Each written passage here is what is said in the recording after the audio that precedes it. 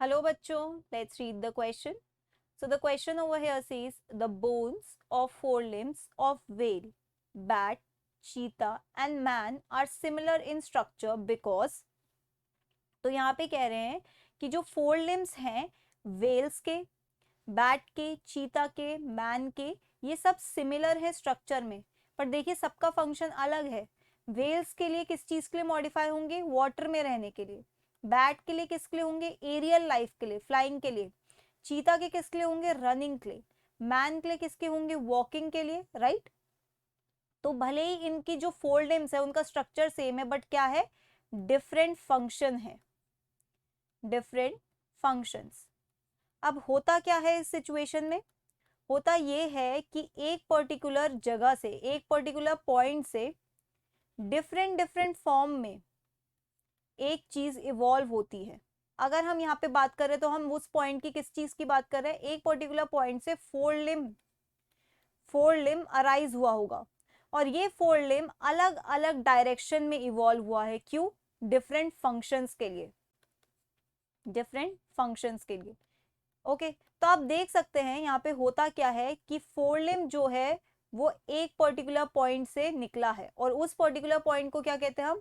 Common ancestry, या you can say common ancestor. ठीक है, जब कोई चीज इस तरीके से एक पॉइंट से निकलकर अलग अलग डायरेक्शंस में इवॉल्व हो, तो हम कहते हैं कि वो पर्टिकुलर पॉइंट जहां से वो सब इवॉल्व हुआ है वो उसके कॉमन एंसेस्टर है। ठीक है, तो यहाँ पे क्या कहा जा रहा है कि जो फोर लिम है उनका स्ट्रक्चर सेम है बट फंक्शन डिफरेंट है। तो ये किस चीज को डिनोट कर रहे हैं? ओके, तो ये डिनोट करते हैं कॉमन एंसेस्ट्री को। देखिए, one organism has given rise to another, नहीं, यहाँ पे क्या बोला जा रहा है कि ए ने बी को अराइज करा, मतलब बी ए से अराइज हुआ है, सी बी से अराइज हुआ है, डी सी से अराइज हुआ है। तो ये कहना चाहते हैं यहाँ पे ए बी सी डी, ये बैट, चीता, वेल, ये सब है, और ये एक दूसरे से इवॉल्व हुए हैं।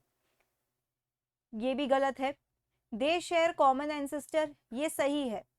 क्यों? क्यों कॉमन एंसेस्टर? क्योंकि इनका सेम स्ट्रक्चर है, same structure. Okay, they perform same function, ये गलत है। As I said, they perform different functions, right. Well का किसके लिए है? एक्वाटिक लाइफ के लिए इवॉल्व है। बैट के लिए किसके लिए? फ्लाइंग के लिए या एरियल लाइफ के लिए। चीता की बात करें तो चीता रनिंग के लिए है, और मैन का जो इवोल्यूशन है फोर लिम्स का वो किसके लिए है? वॉकिंग के लिए, राइट।